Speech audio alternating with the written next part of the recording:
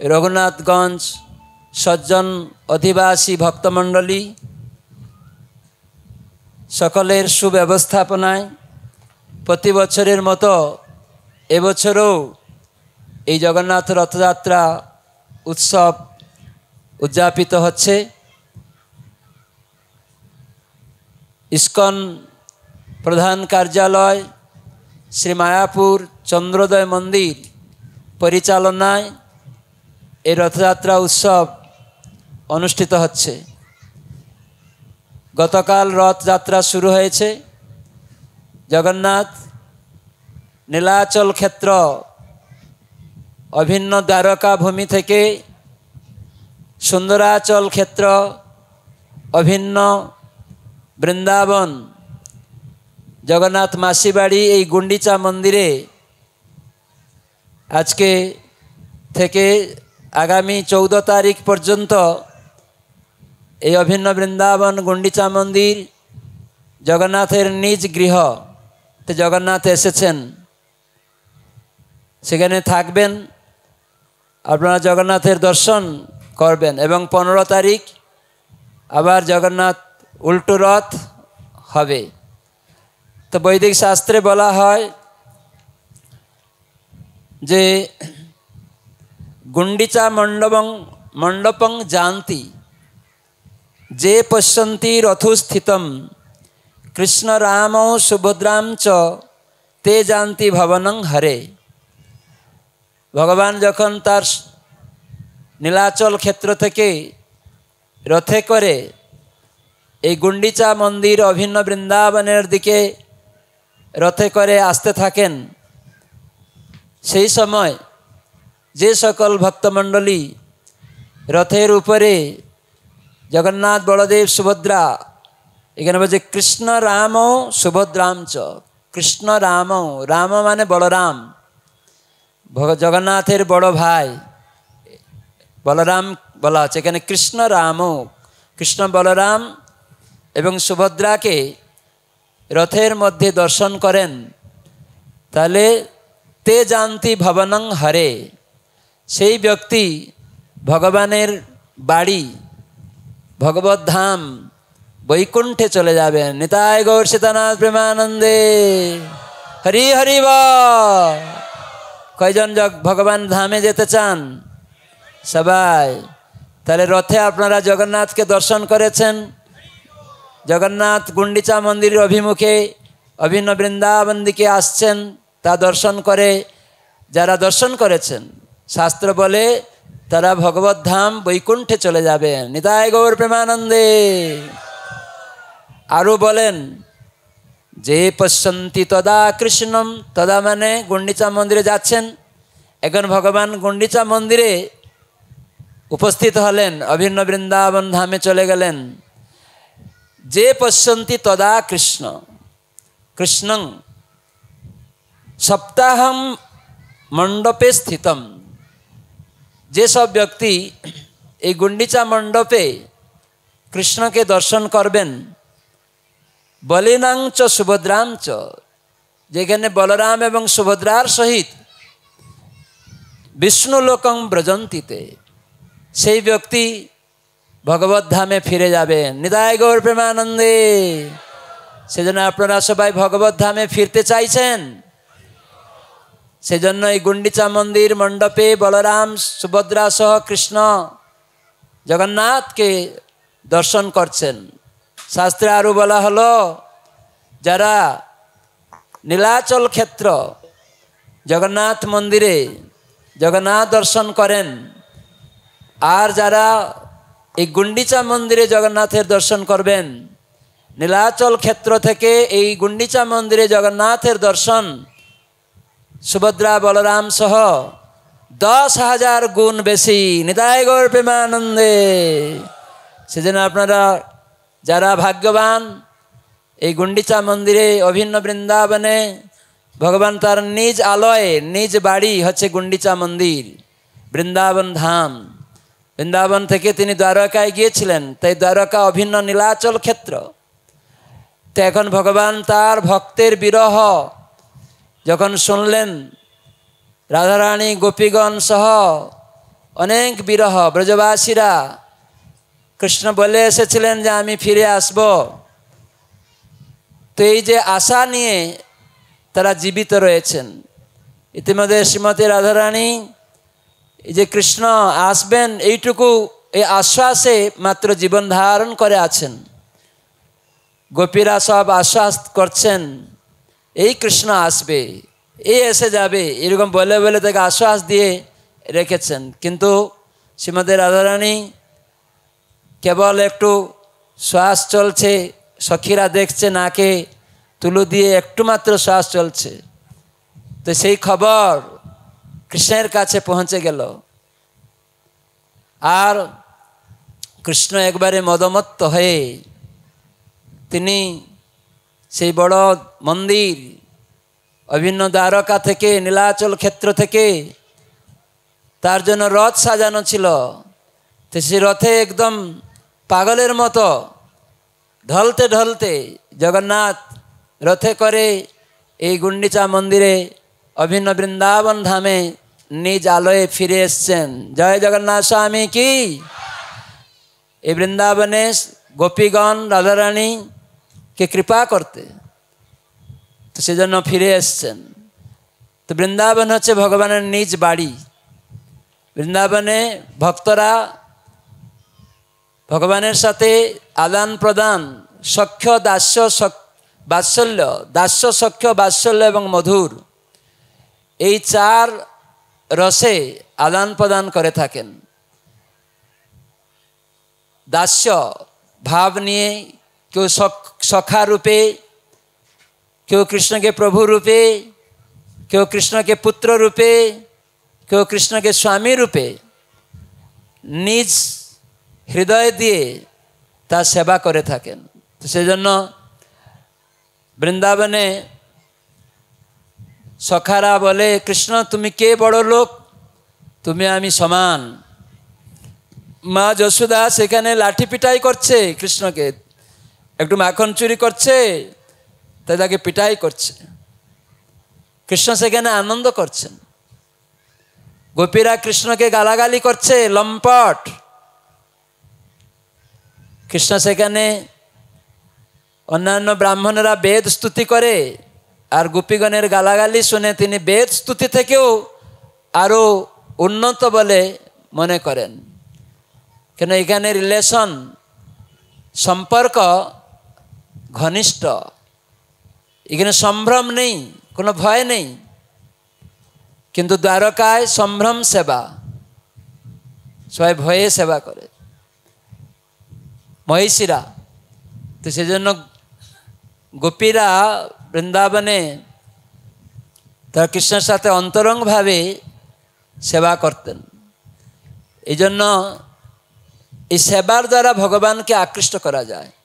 ভগবান কৃষ্ণ বলছেন, সাধব হৃদয়ময়ম সাধুনাং হৃদয়ং তু অহম। সাধু ভক্ত সে আমার হৃদয়, আর আমি সাধুদের হৃদয়, ভক্তদের হৃদয়। মদ অন্যত ন জানন্তি, আমাকে ছাড়া ভক্ত কাউকে চিনে না।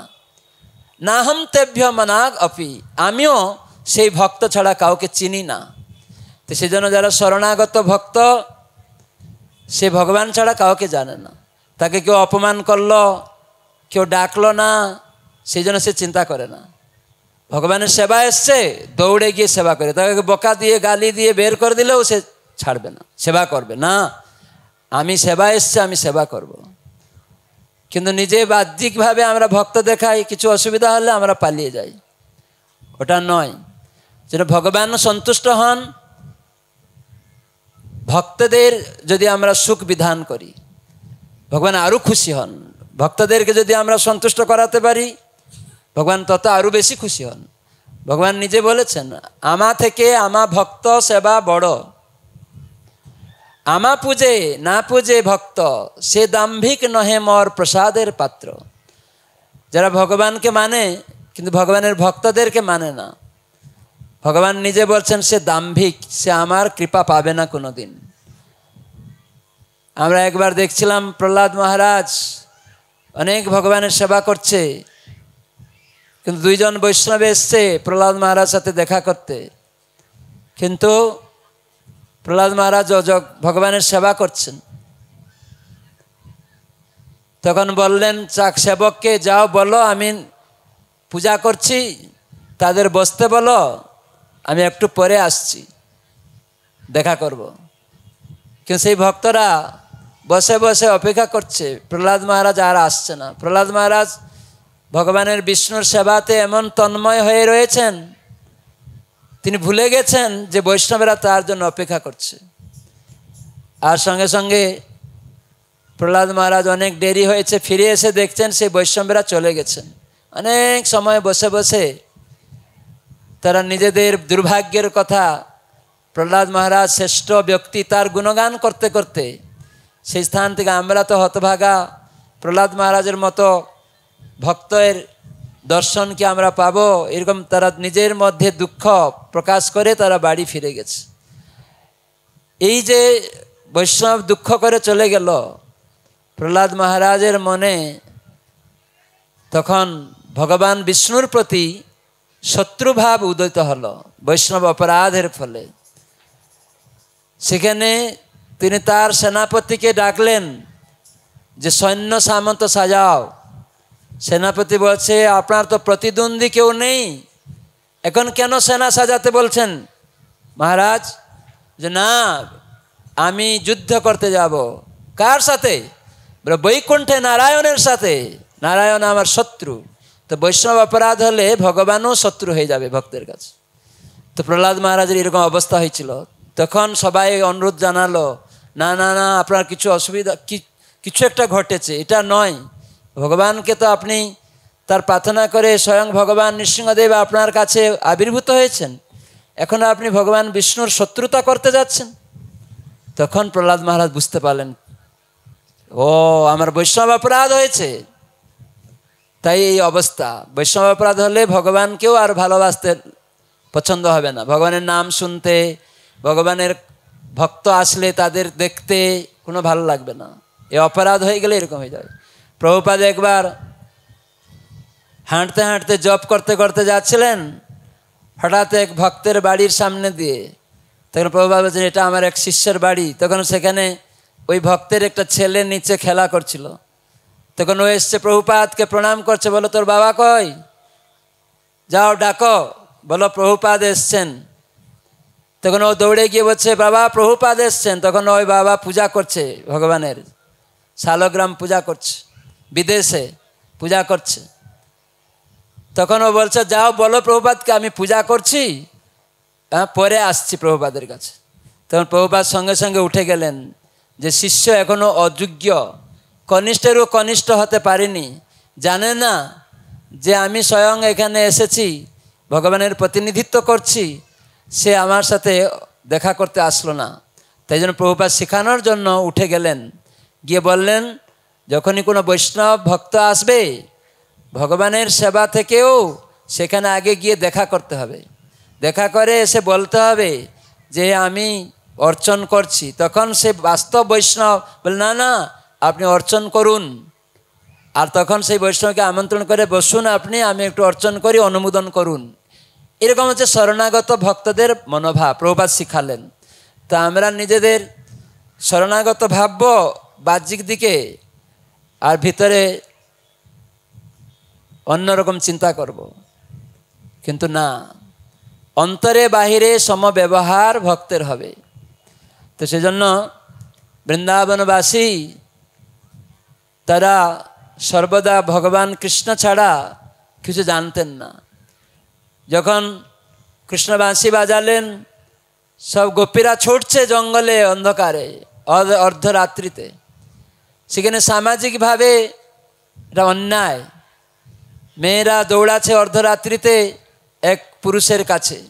সেই পুরুষ হচ্ছেন কৃষ্ণচন্দ্র ভগবান, তিনি বাঁশি বাজিয়েছেন। কেন? গোপীরা চেয়েছিলেন কৃষ্ণকে স্বামী রূপে, তারা প্রার্থনা করেছিলেন, কাত্যায়নী ব্রত পালনের সময় কৃষ্ণকে স্বামী রূপে চেয়েছিলেন।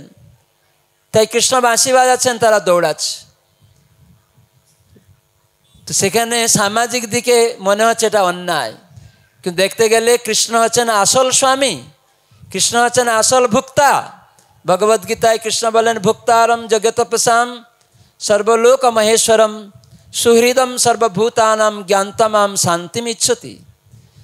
এই জগতে সব কিছু ভগবানের, এখানে আমরা সবাই তাঁর। অনেক সময় বুঝতে পারে না মানুষ, কৃষ্ণ এই গোপীগণের সাথে লীলা করলে তারা ভাবে কৃষ্ণ লম্পট পুরুষ, এই বহু মহিলাদের সাথে নাচছে, ওর কেন সঙ্গ করব, এরকম ভাবে অনেক কৃষ্ণকে ত্যাগ করে।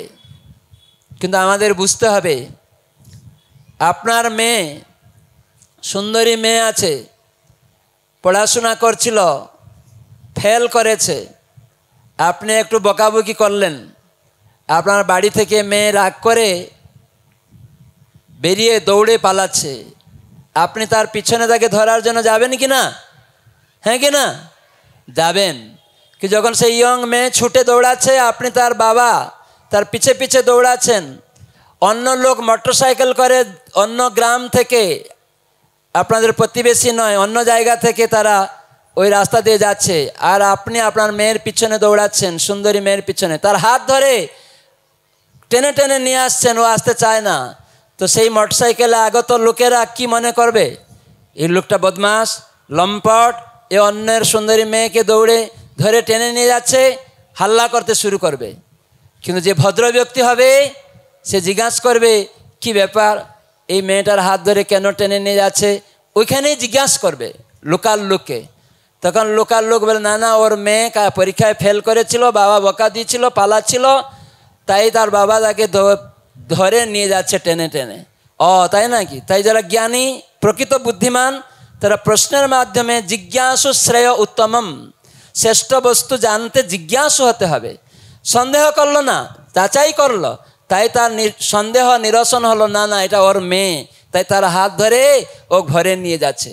আর যারা জ্ঞানী নয়, বুদ্ধিমান নয়, নিন্দুক, তারা কি বলবে? এই লোকটা বদমাস, লম্পট, এই সুন্দরী মেয়ের হাত ধরে টেনে নিয়ে যাচ্ছে, খারাপ ভাষায় হাল্লা করতে, পেপারে দিবে, কত কিছু খারাপ করবে, এই লম্পট বলে। হ্যাঁ কি না? তো সেই জন্য জ্ঞানবান হতে হবে। জ্ঞানবান মাং প্রপদ্যন্তে বহুনাং জন্মানামন্তে। প্রকৃত জ্ঞানী বহু বহু জন্মের পরে কৃষ্ণকে বুঝে আমি শ্রেষ্ঠ। আর যারা জ্ঞানী নয় তারা কি বুঝবে? বলছে ভগবান বলছেন বহুনাম জন্মানামন্তে জ্ঞানবান মাং প্রপদ্যন্তে। বহু বহু জন্মের পর জ্ঞানী পুরুষেরা আমাকে বুঝতে পারে, সেই ব্যক্তি মহাত্মা দুর্লভ, সেরকম ব্যক্তি দুর্লভ। আর ভক্ত তো জানে এই সব গোপীরা কৃষ্ণের, তাই কৃষ্ণের জন্য তারা পাগল, সেখানে আর তারা ওইটা বিচার করে না। কিন্তু যারা অভক্ত, যারা এরকম লম্পট, নিজেরাই ইন্দ্রিয় সুখে আসক্ত, তারা এই ভগবত গীতা, ভাগবত শাস্ত্র ইত্যাদি গ্রন্থের মাহাত্ম্য যেহেতু ভক্ত সঙ্গ করে না, যেহেতু সে ভক্ত নয় এবং জ্ঞানী নয়, তাই সে বুঝতে পারে না। তাই মনে করে কৃষ্ণ লম্পট, অনেক মেয়ে নিয়ে নৃত্য করছে, ওর সঙ্গ কেন করবে? কিন্তু সেই সব গোপীরা কৃষ্ণের, আমরা সবাই কৃষ্ণের। কৃষ্ণ তার নিজের লোকের সাথে যদি হাত ধরে নাচে, আপনার কি আছে? আপনি আপনার মেয়ের সাথে নাচলেন বা আপনার মেয়ে পালাচ্ছিল, ধরে নিয়ে আসছিলেন, সেটা আপনি জানেন না বলে উল্টো বলবেন। এই শিক্ষা ছিল প্রভুপাদ, ইস্কনের প্রতিষ্ঠাতা আচার্য, তিনি দিয়েছেন।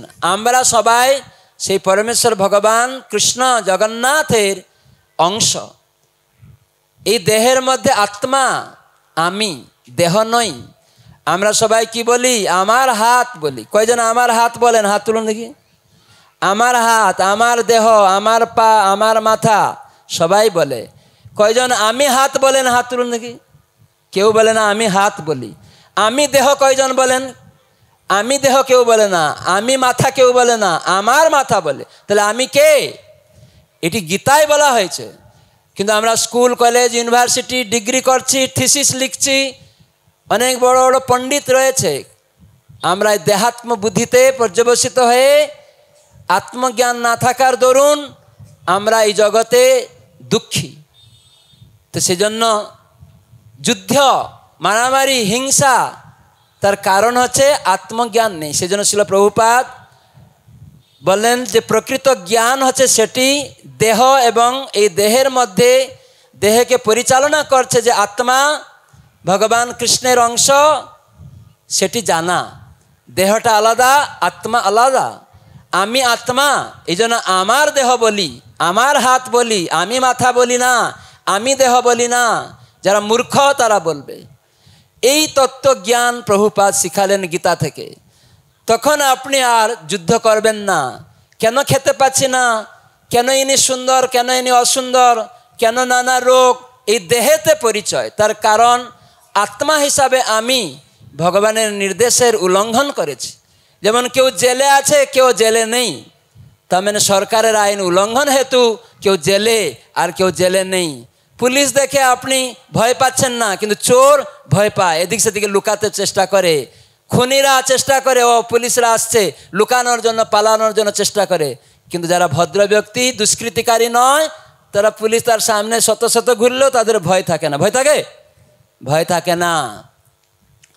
সেই জন্য আমাদের ভয়ের কারণ কি? আমাদের ভয়ের কারণ কি? এখন ছেলেটা মারা গেল, এখন কে দেখবে আমায়, বুড়ো হয়ে গেছি, কান্না করছে। বা স্ত্রী অন্তঃসন্তা, বাবা বৃদ্ধ, পিতামাতা বৃদ্ধ, বাচ্চা ছোট ছোট বাচ্চা নাবালক। ভাগবত বলেন যারা তমগুণ আচ্ছন্ন ব্যক্তি তারা চিন্তা করে, মেয়ে বৃদ্ধ পিতরৌ ভার্যা বালাতাত্মজা, আমার বাবা মা এখন বৃদ্ধা, আমার স্ত্রী অন্তঃসন্তা, আর আমার নাবালক সন্তান সন্ততি মামৃতে কথং জীবন্তী।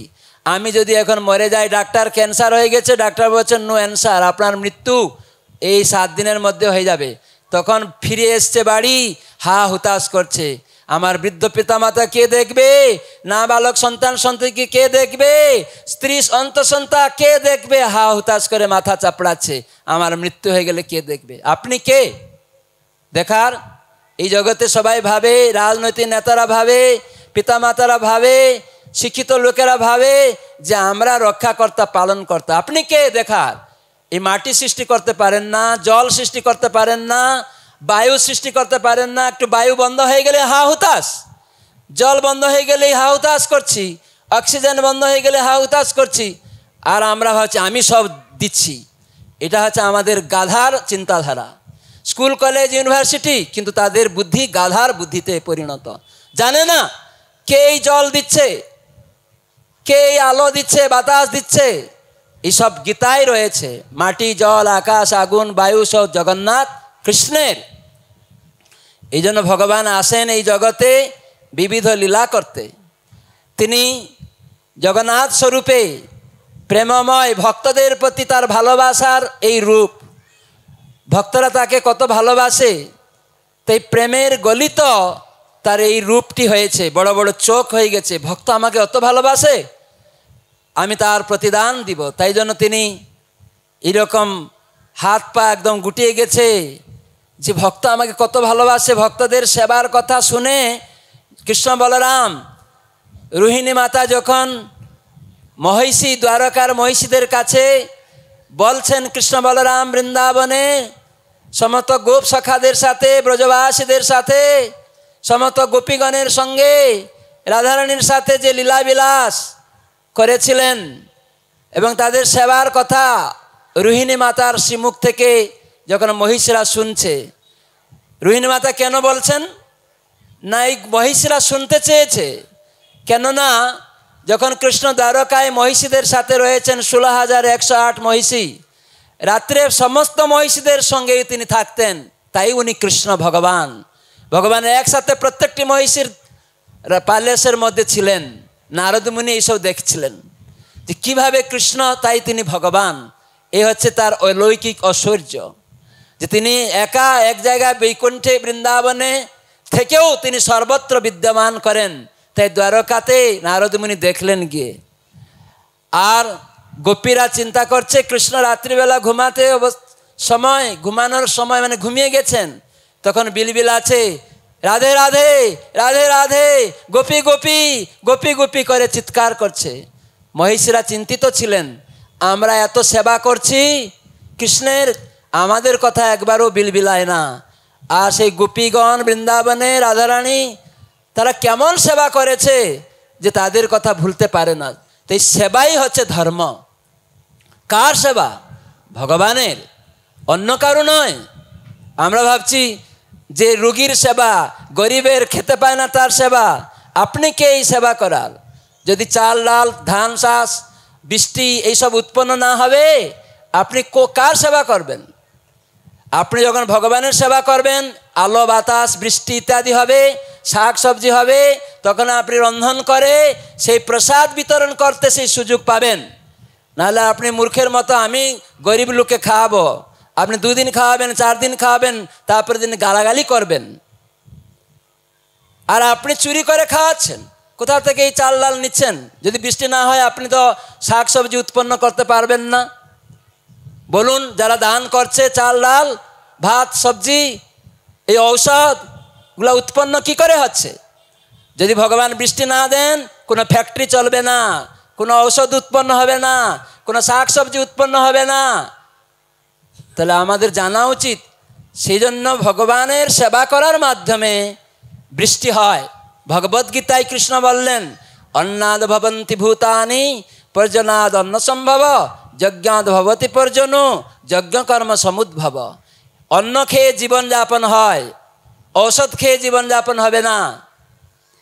ফ্যাক্টরিতে নাট বল্টু খেয়ে জীবনযাপন হবে না, মাংস খেয়ে জীবনযাপন হবে না। এই গরু ছাগল শাক সবজি না খেলে তারা বাঁচবে না, আপনিও বাঁচবেন না। জল না হলে, শাক সবজি না খেলে আর গরু ছাগল আপনি কি করে খাবেন? তো সেই জন্য বৃষ্টি প্রয়োজন। বৃষ্টি কি করে হবে? যিনি সৃষ্টিকর্তা তিনি বললেন যজ্ঞ করলে। তো এই কলিযুগের যজ্ঞ হচ্ছে কি? হরে কৃষ্ণ কৃষ্ণ কৃষ্ণ হরে হরে, হরে রাম রাম রাম হরে হরে। এই মহামন্ত্র জপ করার মাধ্যমে হৃদয়ের চেতনা পরিষ্কার হয়, আয়নায় দেখা যায় আমি হচ্ছি সেই আল্লাহ গড ভগবানের নিত্য সেবক। আমি আত্মা, তার অংশ, তার সেবা করার জন্য, অন্য কারো নয়। যখন প্রসাদ বিতরণ করুন, তাই ইস্কন সারা বিশ্বে প্রসাদ বিতরণ করে। যে কোনো ব্যক্তি প্রসাদ খাওয়ার মাধ্যমে, হরিনাম করার মাধ্যমে তার হৃদয়ের আয়না পরিষ্কার হয়। তখন সে দেখতে পায় আমি আত্মা, কেন এই গরিব ঘরে জন্মালাম, কেন আমি অন্ধ হলাম, কেন আমার ক্যান্সার হলো, কেন আমি খোড়া, কেন আমি বধির শুনতে পাই না, কেন আমি কালো, কেন আমি ফর্সা, কেন আমি গরিব, কেন আমি ধনী, কেন আমি ব্রাহ্মণ। এইসব তখন বুঝতে পারে। চেতনা মার্জিত হলে ওই আয়নায় পরিষ্কার করে দেখা যায়, হৃদয়ের আয়নায়। নিজেরই চোখে দেখে ও ভিখারি, ও শিক্ষিত ও অশিক্ষিত, আপনি তো ডিউয়ালিটি, দ্বৈতভাবে পোষণ করছেন। তুই ভিখারি, আয় আয় তোকে খাওয়াবো, তুই মূর্খ, আয় তোকে পড়াবো। এ তো দ্বৈতভাবের শত্রুতা। তুমি একটা শত্রু, এ আমার মিত্র। এইসব দেশে চলছে। কেন না? আমরা ভগবানের আইন উল্লঙ্ঘন করা হেতু পাপ কর্ম করেছি। তাই সেই পাপ কর্ম হেতু আমাদের এই দুর্দশা। দ্বৈত ভাবের পোষণ হচ্ছে। শত্রু মিত্র, ধনী গরিব, শিক্ষিত অশিক্ষিত, অন্ধ খোড়া, এই সমস্ত কারণ আসছে। আমার চোখে ওইটাই দেখা দিচ্ছে। আত্মজ্ঞান হলে নিজে আগে আমি যখন জানবো আমি এই দেহ নয়, তখন অন্যের প্রতি করুণা বর্ষিত হবে। কি করে? ভাত দিলে হবে না, ওটা তো পাপ খাওয়া হলো। ঔষধ দিলেন, আজ একটা রোগ ভালো হয়ে যাবে, তারপর দিন আবার একটা রোগ হবে, আবার কান্না করবেন। এটা কি জীবন? আমি ঔষধ দিতে নিষেধ করছি না, ভাত দিতে নিষেধ করছি না, কিন্তু কেন আমি খেতে পাই না, কেন আমার রোগ হচ্ছে, সেই কারণটি জগতে কেউ জানায় না। স্কুল কলেজ ইউনিভার্সিটি হয়নি। ইস্কনের প্রতিষ্ঠাতা আচার্য অভয়চরণ অরবিন্দ ভক্তিবেদান্ত স্বামী প্রভুপাদ তিনি সমগ্র বিশ্ববাসীকে শিখালেন কেন আমরা খেতে পাই না, কেন হসপিটালে যেতে হয়, কেন আমি ধনী, কেন আমি দেখতে সুন্দর, কেন বধির। এইসব প্রভুপাদ গীতা ভাগবতের মূল শিক্ষা। হরে কৃষ্ণ কৃষ্ণ কৃষ্ণ হরে হরে, হরে রাম রাম রাম হরে হরে। এটি দেওয়ার ফলে, জগন্নাথকে নিবেদিত প্রসাদ বিতরণের ফলে তাদের হৃদয় মার্জিত হয়ে আজ বড় বড় বৈজ্ঞানিক, ডক্টর, ইঞ্জিনিয়ার, তারা সব বুঝতে পারছে আমি এই দেহ নই। সেজন্য আমার দেহ, আমার হাত, আমার পা, আমার মাথা, আমি আত্মা, এটি বোঝা যায়। বাবা মারা গেলে সবাই বলে আজ বাবা চলে গেলেন, বাবা শুয়ে আছে, তাহলে ওই দেহটা বাবা নয়। মা চলে গেলেন, আজ মা দেহত্যাগ করলেন, তাহলে মাটা দেহ নয়। প্রধানমন্ত্রী আজ দেহত্যাগ করলেন, তাহলে ওই দেহটা প্রধানমন্ত্রী নয়। হিন্দু, মুসলিম, খ্রিস্টান, এই দেহের পরিচয়, এইগুলি মিথ্যা পরিচয়, যুদ্ধের পরিচয়, হিংসার পরিচয়, সাম্প্রদায়িকতার পরিচয়। একটি সম্প্রদায়, সেটি হচ্ছে আমরা সবাই সেই আল্লাহ গড ভগবানের নিত্য দাস, সেটি হচ্ছে বৈষ্ণব, মানে ভগবানের আল্লাহ গডের সেবক, চাকর, তার সেবা করা আমাদের পরম কর্তব্য। এটাই ছিল প্রভুপাদ শিখালেন। এই জন্য জগন্নাথ, জগতের নাথ, সমগ্র জগতের প্রভু, আশ্রয়দাতা, সমাশ্রিত যে পদ পল্লব প্লবম মহৎপদং পুণ্য যশ মুরারে, তিনি মুক্তিদাতা, ডাক্তার মুক্তিদাতা নয়। ডাক্তারের কাছে রুগীও মৃত্যুবরণ করছে, বাবা মা সন্তানের রক্ষাকর্তা নয়। সন্তান বাবা মা থাকতেও সন্তান মৃত্যুবরণ করছে। নৌকা, জাহাজ সমুদ্র পতিত ব্যক্তিকে রক্ষা করতে পারে না। অনেক নৌকা জাহাজ রয়েছে, সেখানে উদ্ধার করতে পারে না। এইসব শাস্ত্রে প্র্যাকটিক্যাল, বাস্তব, বিজ্ঞান ভিত্তিক কথা বৈদিক শাস্ত্রে গীতা ভাগবতে দেওয়া হয়েছে। এটি যখন আমরা আচার্য বৈষ্ণব ভক্তদের শ্রীমুখ থেকে শুনব, তখন এই জ্ঞান হবে আমি কি করছি, কেন আমি দুঃখী, কেন আমার খাবার নেই, কেন আমার স্ত্রীটা অন্ধ, সুন্দর চেহারা ছিল এখনই কেন এরকম হয়ে গেল। কর্মনা দৈব নেত্রেণ জন্তুর দেহ উপপতে। ভগবান এইসব কর্ম প্রদান করেন, যেমন কর্ম তেমন ফল। আমি দোষী, আমি কাউকে খুন করলাম তাই আমাকে জেলে যেতে হবে, আমাকে ফাঁসি পেতে হবে, মৃত্যুদণ্ড, আমার কর্মের জন্য। ভগবান সেখানে দায়ী নয়। সেই জন্য অনেক লোক মূর্খ ভগবানকে দোষ দেয়। যখন স্কুলে ফেল করে কোনো ছেলে, মাস্টারকে দোষ দিবেন? মাস্টার তো অঙ্ক দিয়ে দিল, এইটা এই সূত্র তুমি করবে, তোমার রেজাল্ট হবে। আর আপনি খামখেয়ালিভাবে মাস্টারের কথা শুনলেন না, রেজাল্ট জিরো, পরীক্ষায় ফেল, মাস্টার দোষ কেন দিবেন? সেই জন্য ভগবদ গীতায় কৃষ্ণ বলেন মত স্মৃতি জ্ঞানম অপহনঞ্চ। আমার থেকে জ্ঞান আসবে আর আমার থেকে জ্ঞান বিলোপন হয়ে যাবে। যেমন মাস্টার থেকে পাস হবে, মাস্টার থেকে ফেল হয়ে যাবেন। কেন না, যখন আপনি মাস্টারের নির্দেশ উল্লঙ্ঘন করবেন, আপনা থেকেই আপনি ফেল হয়ে যাবেন। মাস্টার কথা শুনলেন পাস, মাস্টার কথা শুনলেন না ফেল। সেই জন্য ভগবান বলছে আমি বুদ্ধি দিব, আমি আবার বুদ্ধি থেকে চুরি করে নিব। মাস্টার বলছে আমি ফেল দিব, আবার পাস করে দিব। কথা শুনো। এই জন্য ধর্ম মানে আইনকে পালন করা। ধর্ম মানে হিন্দু মুসলিম খ্রিস্টান নয়, এগুলি প্রতারণার ধর্ম, চিটিংবাজি ধর্ম। ভাগবত শাস্ত্র বলে পৃথিবীতে আছে যত ধর্ম, ধর্ম নামে চলে, ভাগবত কহে সব পরিপূর্ণ ছলে। ছল ধর্ম। হিন্দু মুসলিম খ্রিস্টান বলে মানে ডাঙ্গা লাগানোর ধর্ম। একটি ধর্ম, সেটি হচ্ছে সনাতন নিত্য আত্মার ধর্ম। সনাতন মানে আত্মধর্ম। একটা মুসলমানের শরীরের ভিতরে আত্মা আছে, খ্রিস্টানের শরীরের মধ্যে আত্মা আছে। যারা পরিচয় দিচ্ছে হিন্দু, তাদের শরীরের মধ্যে আত্মা আছে। এটা কুকুরের, বিড়ালের, পাখির, কীটের, সবাইয়ের মধ্যে 84 লক্ষ প্রকার দেহ। এই আত্মা প্রত্যেকটা দেহের মধ্যে আছে। তো সেই আত্মা গড আল্লাহ ভগবানের অংশ। তো সেই জন্য মনুষ্য দেহতে এই উপলব্ধি হয়, পশু পাখি দেহেতে এই উপলব্ধি হয় না। তাই আমরা যদি মনুষ্য দেহ পেয়ে থাকি, তাই আমাদের করণীয় গীতা ভাগবতের শিক্ষা অনুসারে ভক্ত সঙ্গে জগন্নাথের কৃপা লাভ করার জন্য ভগবানের নাম জপ শুরু করা, ভগবান জগন্নাথের প্রসাদ সেবা করা, আর সুযোগ নেওয়া ভগবানের সেবা করতে। তাহলে এখানে অনেক লোক আসবে, ধনী গরিব শিক্ষিত খোড়া অন্ধ সবাই। কেন ধনী, কেউ গরিব, ধনী হয়েও গরিব হয়ে যায়।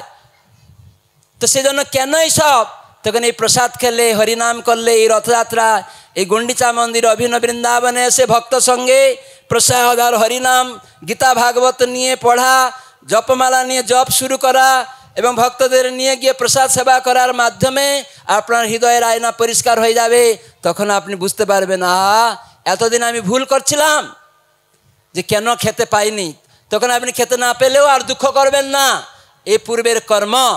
আপনি অন্ধ, তখন আর দুঃখ করবেন না, যখন আপনার হৃদয়ের আয়না পরিষ্কার হয়ে যাবে। হরিনাম প্রসাদ খেয়ে আমি তো এই দেহ নই, আমার পূর্ব কর্ম অনুসারে আমি কারো চোখে অন্ধ করে দিয়েছিলাম, তাই আজ আমি অন্ধ হয়েছি। কারো চোখে সুই ঢুকিয়েছিলাম, তাই আমার চোখে আজ সুই ঢুকিয়ে দিল, তাই আমি অন্ধ হয়ে গেছি। কেউ জন্মান্ধ, কেউকে আবার অনেক রাজনৈতিক নেতারা তাকে অন্ধ করে দেয়, খোড়া করে দেয়, হাত কেটে নেয়, সে গত জীবনে হাত কাটিয়েছিল। কেউ চাকরি পেয়েও চাকরি পায় না, পাস করেও পাবে না, পূর্ব জীবনে তার এই ফল, সেই রকম চিটিং করেছে, তাই জন্য সে এই জীবনে আবার চিটিং বাজিতে পড়ছে, পাস করলেও ফেল, পাস করেও চাকরি পাবে না। কর্ম না দৈব নেত্রেণ। তো সেই জন্য জগন্নাথের সেবাতে অংশগ্রহণ করুন, আসুন। জগন্নাথ কাঠ নয়, পাথর নয়, জগন্নাথ সাক্ষাৎ বিগ্রহ রূপে আমাদের কৃপা করতে এসেছেন এই কলিযুগে। দারু ব্রহ্ম চতুর্ধা মূর্তি জগন্নাথ, জগন্নাথ পুরীতে। তিনি এখন জগন্নাথ শুধু পুরীতে নেই, এই জগন্নাথ শব্দের অর্থটা আমরা যদি বিচার করি তাহলে তিনি জগতের না, তাই সমগ্র বিশ্বে এখন জগন্নাথের রথযাত্রা হচ্ছে। কিভাবে হচ্ছে? ইস্কনের প্রতিষ্ঠাতা আচার্য কৃষ্ণ কৃপা শ্রীমূর্তি শিল অভয়চরণ অরবিন্দ ভক্তিবেদান্ত স্বামী প্রভুপাদ এই পশ্চিমবঙ্গ কালকাটা থেকে জলদূত জাহাজে গেলেন, আর গিয়ে মহাপ্রভু বলেছিলেন পৃথিবীর সর্বত্র আমার নাম প্রচার হবে। হরে কৃষ্ণ কৃষ্ণ কৃষ্ণ হরে হরে, হরে রাম রাম রাম হরের প্রচার হবে। তাই আজ আপনারা যে কোনো দেশে চলে যান, আরব কান্ট্রি, মুসলিম কান্ট্রিগুলাও যান, ইরাক, ইরানে, সেখানেও ইস্কন ভক্তরা রথ করছে, হরিনাম করছে, দেখে আসবেন। কিভাবে মুসলিম পরিবারে জন্ম, তিলক পরে, গলায় মালা পরে, ধুতি পরে, মাতাজিরা শাড়ি পরে, তিলক পরে, তারা জগন্নাথের আরতি করছে, জগন্নাথের আরতি করছে। যে পুরীতে জগন্নাথ মন্দিরে মুসলিম খ্রিস্টানদের ঢুকতে দেয় না, কিন্তু শিল প্রভুপাদ সারা বিশ্বে যে জগতের নাথ জগন্নাথ, তিনি সারা বিশ্বের মানুষকে এই অধিকারও দিয়ে দিয়েছেন। ধাম দান করেছেন শিল প্রভুপাদ, নবদ্বীপ ধাম, বৃন্দাবন ধাম, জগন্নাথপুরী ধাম।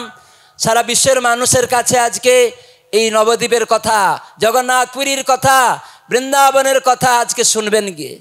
সেখানে সবাই বৃন্দাবনের গুণগান করছে, জগন্নাথপুরীর গুণ কীর্তন করছে। ভগবান বলছেন আমি বৈকুণ্ঠে থাকি না, আমার ভক্তরা যেখানে আমার গুণ কীর্তন করে আমি সেখানে চলে যাই, সেটা আমার ধাম, সেটা আমার বৃন্দাবন, সেটাই আমার বাড়ি। তাই এখানে জগন্নাথ এসে উপস্থিত হয়ে গেছেন রঘুনাথগঞ্জে।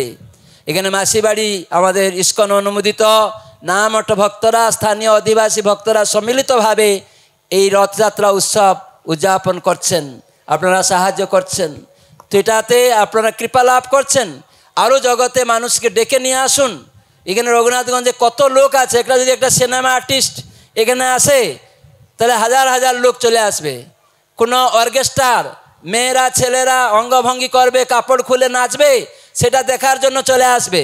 টাকা দিয়ে টিকিট কেটে সিনেমা দেখবে বা নাটক দেখবে, কিন্তু জগন্নাথকে দর্শন করবে না, দুর্ভাগা।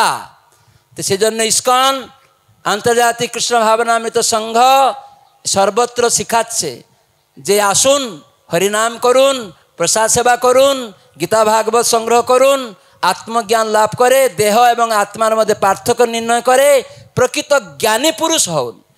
এখন আমরা স্কুল কলেজে ডিগ্রি থাকলে বলে সে জ্ঞানী বলা যাবে না। যে জানে না এই দেহটা অনিত্য, দেহের মধ্যে আত্মা নিত্য, সে মূর্খ, সে অজ্ঞানী। তার স্কুল কলেজ ডিগ্রি থাকতে পারে, পণ্ডিত হতে পারে, ব্রাহ্মণ হতে পারে, কিন্তু সে মূর্খ, তার জ্ঞান নেই, দেহের প্রতি আসক্তি। তো সেজন্য আত্মজ্ঞান লাভ করলে আর এই মারামারি যুদ্ধ হিংসা চলবে না, বন্ধ হয়ে যাবে, আনন্দ হবে, বসুন্ধৈব কুটুম্বকম, একটি পরিবার হবে, ভগবানকে নিয়ে একটা পরিবার হবে, ভ্রাতৃত্ব, বিশ্ব ভ্রাতৃত্ব তখন হবে। হিন্দু হিন্দু, মুসলিম মুসলিম, খ্রিস্টান করে, সর্বধর্ম নয়। সর্বধর্ম মানে যারা বলছে তারা প্রতারণা করছে, মানুষকে ঠকাচ্ছে, চিটিংবাজি। সর্বধর্ম বলে কোনো কথা নেই। সেই জন্য কৃষ্ণ এই মূর্খদেরকে শিক্ষা দেওয়ার জন্য গীতায় এসে বললেন সর্বধর্মান পরিত্যজ্য, এসব ত্যাগ করো। যদি তুমি মনে করো আমাকে মানো, ধর্ম করো, মাম একম শরণং ব্রজ, আমার শরণাগত হও। আপনি কি আল্লাহর শরণাগত? আপনি কি গডের শরণাগত? আপনি কি ভগবানের শরণাগত? তাহলে আপনি ধর্ম করছেন, তাহলে আপনি আল্লাহকে মানেন, গডকে মানেন, ভগবানকে মানেন। তো ভগবান, গড, আল্লাহ একই ব্যক্তি। সেই জন্য আমরা GOD, খ্রিস্টানরা বলে গড, জিতে জেনারেটর, ওতে অপারেটর, ডিতে ডেস্ট্রয়ার। সৃষ্টিকর্তা, জেনারেটর মানে সৃষ্টিকর্তা, অপারেটর মানে পালনকর্তা, ডিতে ডেস্ট্রয়ার মানে ধ্বংসকর্তা। এই জন্য খ্রিস্টানরা গড বলে, মুসলিমরা আল্লাহ বলে, একই অর্থ, শ্রেষ্ঠ, মহান, তার ঊর্ধ্বে কেউ নেই। হিন্দুরা ভগবান বলে, এই জন্য গীতায় কৃষ্ণ বলে মত পরতরং নান্যৎ কিঞ্চিদ অস্তি ধনঞ্জয়, আমার থেকে পরতর বস্তু কিছু নেই, আমার সমান কেউ নয়, আমার ঊর্ধ্বে কেউ নয়। এই জন্য তিনি ভগবান, এই জন্য তিনি গড, এই জন্য আল্লাহ, তার থেকে সব কিছু আসছে। তিনি সৃষ্টিকর্তা, পালনকর্তা, ধ্বংসকর্তা। মানুষ জানে না। আমরা তো ভাষাতে গড, আল্লাহ, ভগবান বলছি, কিন্তু তার নাম কৃষ্ণ। তার নাম কৃষ্ণ। বলুন, তার নাম কি? কৃষ্ণ। তার নাম কি? কৃষ্ণ। জগন্নাথ এটা তার একটা, যেমন ভগবান, তার মানে আমরা বললাম সৃষ্টিকর্তা, পালনকর্তা, ধ্বংসকর্তা, এই শব্দ। জগন্নাথ মানে আমরা শুনলাম জগতের নাথ, আমরা শুনলাম সরকার, সরকার শুনলাম। কোন সরকার? যেমন বলে এখানে পশ্চিমবঙ্গ সরকার, তার নাম কি? তখন বলে মমতা ব্যানার্জি মুখ্যমন্ত্রী সরকার, নাম বলে দিবে। ভারত সরকার, নরেন্দ্র মোদী নাম বলে দিবে, সরকার উনি। তাহলে সরকার শব্দটা নিরাকার, গড শব্দটা নিরাকার, আল্লাহ শব্দটা নিরাকার, ভগবান শব্দটা নিরাকার। কিন্তু ভগবান কে? গড কে? আল্লাহ কে? সে হচ্ছে কৃষ্ণ, জগন্নাথ। বলছি জগতের নাথ, তার নাম হচ্ছে কৃষ্ণ। বলে আমার স্বামী সমস্ত বিশ্বের মালিক। যদি কেউ বলে কি নাম, তখন বলবে, নাম বলবেন। বিশ্ব মালিক বলে দিলেন, তার নাম কি জিজ্ঞাসা করবেন না? সেজন্য যারা বুদ্ধিমান, আল্লাহ কেসে, তার নাম কি? প্রভুপাদ যখন ইস্কন প্রতিষ্ঠা করলেন, ইস্কন লিখতে গিয়ে উনি, ইস্কনে মানে লেখা আছে I international, S society for, K Krishna, CON consciousness, international society for Krishna consciousness, আন্তর্জাতিক কৃষ্ণ ভাবনামৃত সংঘ লেখা আছে এখানে সামনেই। তাহলে আন্তর্জাতিক কৃষ্ণ ভাবনামৃত সংঘ কেন? না জীব আত্মা ভগবানের সেই পরমাত্মার অংশ, তার ফলে তাকে ভাবতে হবে। সেই জন্য প্রভুপাদ বলে সারা বিশ্বব্যাপী কী করে কৃষ্ণ ভাবনা হবে। তো ওখানে যখন রেজিস্ট্রেশন করতে যাবেন, অনেক লোক বলছে স্বামীজি কৃষ্ণকে কেউ চেনে না, আপনি গড কনসাসনেস বলুন। আবার কেউ বলছে স্বামীজি গড কৃষ্ণ কেউ চেনে না, আপনি আল্লাহ কনসাসনেস করুন। তখন প্রভুপাদ জিজ্ঞাসা করলেন সে আল্লাহর নাম কি? কেউ বলতে পারে না। যারা মুসলিম ছিল তারা বলছে আল্লাহ কনসাসনেস করুন। তো প্রভুপাদ জিজ্ঞাসা করলেন আল্লাহর নাম কি? খ্রিস্টানদের জিজ্ঞাসা করলেন তোমরা গড কনসাসনেস বলো, গডের নাম কি? কেউ বলতে পারে না।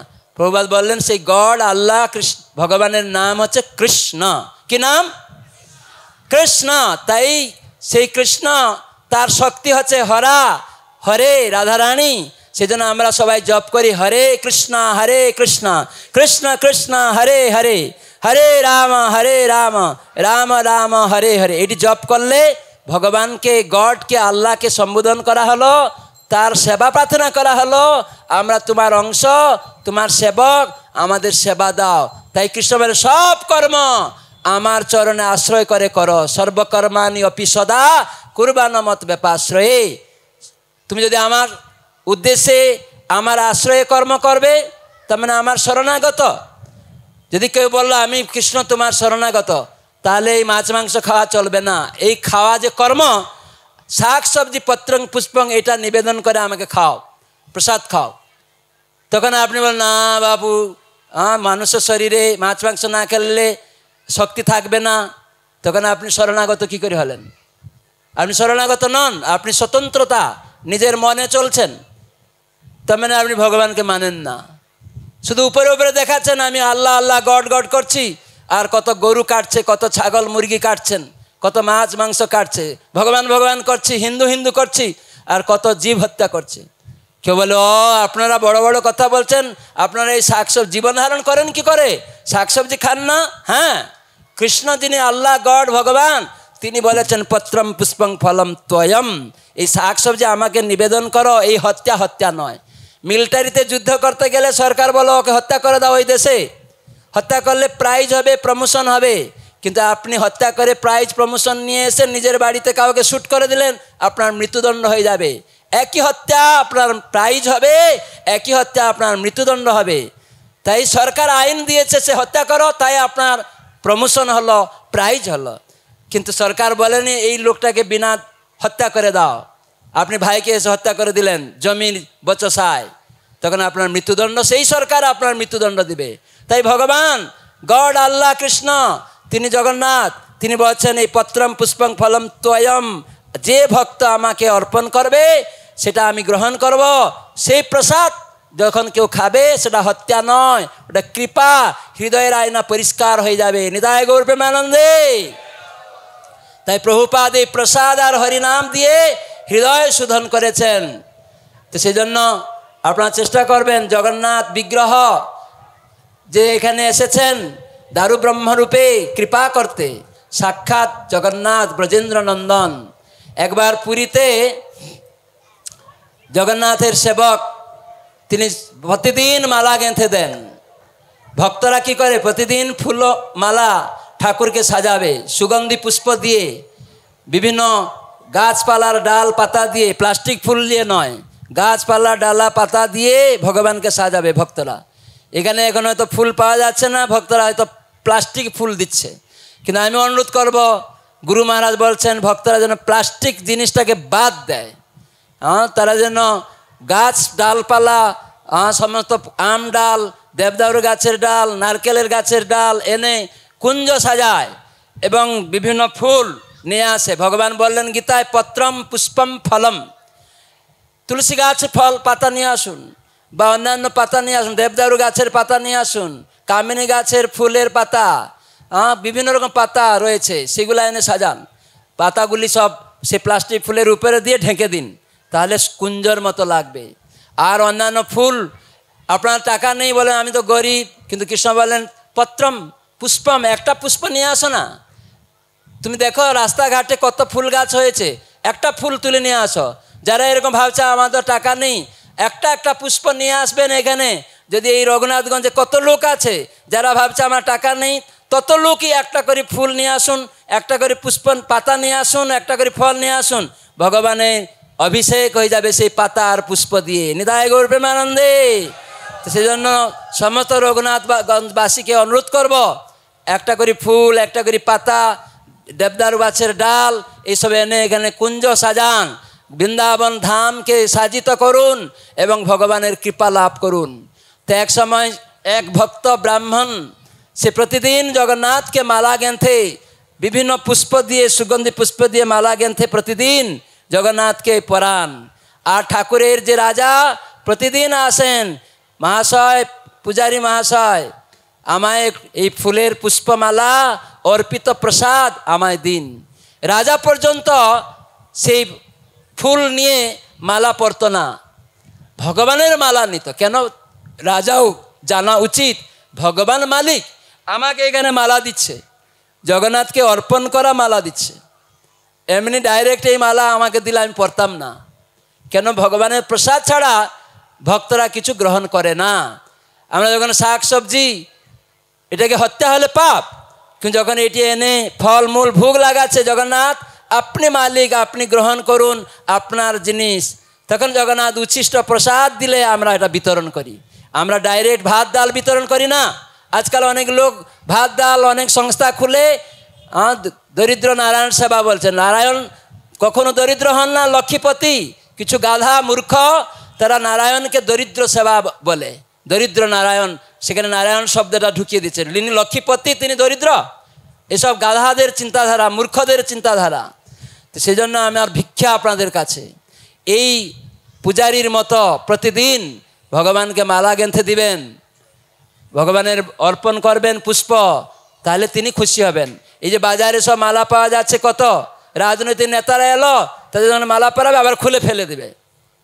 পড়তে চায় না, ওরা যোগ্য নয়, পড়তে পারেও না, খুলে ফেলে, সঙ্গে সঙ্গে ফেলে দেয়। কেন? ওরা যোগ্যতা নেই, তারা সহ্য করতে পারে না। কেন? এই মালাটা ভুক্তা হচ্ছেন কৃষ্ণ। গীতায় বলেন ভুক্তারম জগতপসাং সর্বলোক মহেশ্বরম।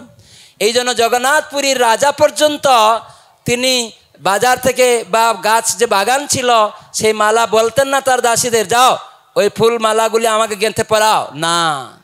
ওখানে পূজারী সেবক তারা মালা গেঁথে জগন্নাথকে দিতেন, আর সেই মালা রাজা প্রার্থনা করতেন, আমায় মালা দিন, আমি প্রসাদ চাই। এইরকমই এ হচ্ছে রাজা, শ্রেষ্ঠ হচ্ছে রাজা। রাজার কর্তব্য নিজে এরকম আচরণ করে শিখাবে। যৎ আচরতি শ্রেষ্ঠ, শ্রেষ্ঠ ব্যক্তি যা আচরণ করে দেখাবে, আর নিম্নে যারা থাকবে সেটা পালন করবে। কিন্তু আজকাল রাজারা তো পালন করে না, ভাবছে এটা আমার দেশ। আরে আপনি তো নেকেট হয়ে এসেছেন, কোনো কাপড় চোপড় নিয়ে আসেনি, এই মাটি নিয়ে আসেনি, আপনার দেশ কি করে হয়ে গেল? চুরি করছেন, মিথ্যা কথা বলছেন। তো এইসব ভগবানের, তার সেবক আমরা, তার জিনিস, তার সেবার জন্য আমরা পেয়েছি। তাই সেই রাজা, জগন্নাথপুরী রাজা প্রতিদিন প্রসাদী মালা গ্রহণ করতেন আর প্রসাদ নিতেন। একদিন রাজা আসতে বিলম্ব হয়ে গেছে। সেদিন পূজারী চিন্তা করলেন, আর তো রাজা আসলেন না, টাইম শেষ হয়ে গেল। তখন পূজারী কী করলেন, ওই মালাটা খুলে নিজের গলায় পরলেন, সুগন্ধি নিলেন, কেন প্রসাদই পড়তে হয়। হঠাৎ করে সেবক এসেছে রাজার, পূজারী মহাশয় রাজা আসছেন। তখন সেই পূজারীর সঙ্গে সঙ্গে তার গলার মালা খুলে আবার জগন্নাথকে পরিয়ে দিয়েছে। হঠাৎ করে, কেন রাজা এসছে, মালা চাইবে, কি হবে? হঠাৎ করে তার মনে কি হলো, সেই মালাটা আবার রাজা জগন্নাথের গলায় পরিয়ে দিয়েছে। তখন রাজা এসছেন, সঙ্গে সঙ্গে চাইলেন মালা দিন জগন্নাথের প্রসাদী। তখন সেই মালাটা খুলে আবার জগন্নাথের গলা থেকে দিয়েছেন। তো রাজা তখন ঘ্রাণ নিতে নিতে দেখছেন সুগন্ধি মালা, একটা লম্বা চুল, মালার মধ্যে একটা লম্বা চুল। ওই পূজারীর চুল ছিল বড় বড়, তো সেই মালাতে একটা চুল দেখতে পেয়েছেন। তখন জিজ্ঞাসা করলেন, পূজারী বাবা, এই মালা কারু পরানো মালা জগন্নাথকে দেওয়া হয়েছিল নাকি? বলছে, না না, এটা জগন্নাথেরই মালা, সত্যিকারের জগন্নাথেরই মালা। জগন্নাথ তো পরেছিলেন আগে, তারপরে পূজারী পরে আবার জগন্নাথকে দিয়ে দিয়েছিলেন রাজা প্রসাদী মালা চাইবেন বলে। কিন্তু এই তালিছা পাত্র, মহাপাত্র তার নাম, তো তার এই মালাটা পরানো মালা। তো রাজা বলছে, না, জগন্নাথের মাথায় তো আমি কখনো চুল দেখিনি, এই বড় বড় চুল। তখন পূজারী বলছে, না না রাজন, এটা জগন্নাথের মাথার চুল। বলছে, আমি বিশ্বাস করি না। রাজা তখন মানতে চাইলেন না, বলে, না, কালকে যদি জগন্নাথের মাথায় চুল আমি না দেখতে পাই, তোমার মৃত্যুদণ্ড হবে। এই বলে রাজা চলে গেছে। তখন এই পূজারী আর ঘুমাতে পারে না, সারা রাত্রি জগন্নাথের গুণগান করছে, জগন্নাথ আমি আপনার সেবক, এর কিছু বিহিত করুন। একটা গ্লাসে বিষ নিয়ে বলছে, তুমি যদি এর বিহিত না করবে তাহলে এই বিষ পান করে আমি আত্মহত্যা করব, তার জন্য তুমি দায়ী হবে। জগন্নাথের প্রতি এরকম একটা দোষারোপ করা শুরু করে দিয়েছে, আমি তোমার সেবক, নিশ্চয় তুমি বিহিত করবে।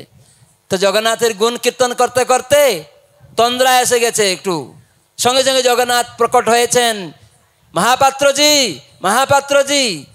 তখন লাইট জ্বলে উঠছে, তখন দেখছে স্বয়ং জগন্নাথ। জয় জগন্নাথ স্বামী কি। তোমার কি ভয়? রাজাকে কেন ভয় পাচ্ছ? কে বলছে আমার চুল নেই? দেখো আমার কত বড় বড় চুল। সেখানে চুল সমন্বিত, বিশাল বিশাল চুল জগন্নাথের, একদম তার কোমর পর্যন্ত ঝুলছে। এইরকম চুল জগন্নাথ আবির্ভূত হয়েছেন। তখন তালিছা মহাপাত্র দেখে অবাক হয়ে গেলেন, ও স্বয়ং জগন্নাথ আমার প্রভু। পড়ে একদম উদন্ন নৃত্য করে, জগন্নাথ স্বামী নয়ন পথগামী, নয়ন পথগামী ভব তুমে। সবাই জগন্নাথ, জুড়ে, আরো জুড়ে, এভাবে নৃত্য করছে। আর জগন্নাথ অন্তর্ধান হয়ে গেছেন। সঙ্গে সঙ্গে স্নান করে, ভোর হয়ে গেছে, আর কি ঘুমায়, স্নান করে নতুন বস্ত্র পরে গিয়ে দেখছে জগন্নাথের মস্তকে বিশাল বড় বড় চুল নিয়ে বসে আছে মন্দিরের ভিতরে। রাজা এসছেন, দেখছে জগন্নাথের মাথায় চুল। মহাপাত্র, আপনি এ কি করেছেন?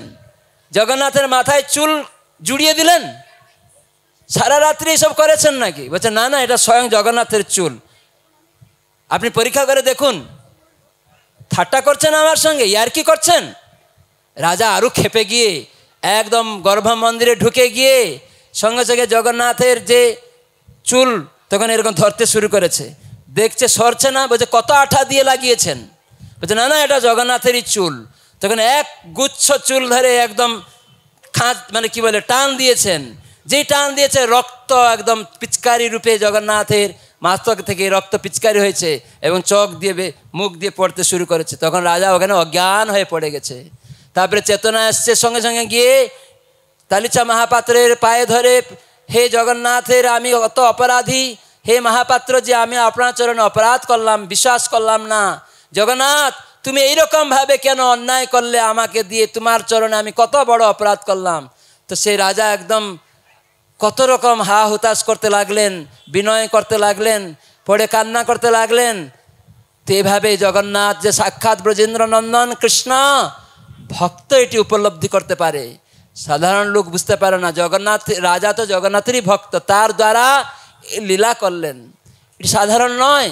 তো এই জন্য জগন্নাথ কাঠ নয়, তিনি জগন্নাথ দিল্লিতে ছিলেন এক সময়।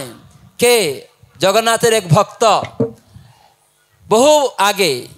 আপনারা জানবেন পুরীতে যেসব আমি যে কথা বলছি, এইসব পুরীতে জগন্নাথের লীলা আছে বই, বহু বছর থেকে তাদের মাদলা পাঞ্জি রয়েছে, হাজার হাজার বছর থেকে এইসব পুস্তকের মধ্যে বহু জিনিস জগন্নাথের লীলা লেখাই আছে, লিপিবদ্ধ হয়েই আছে।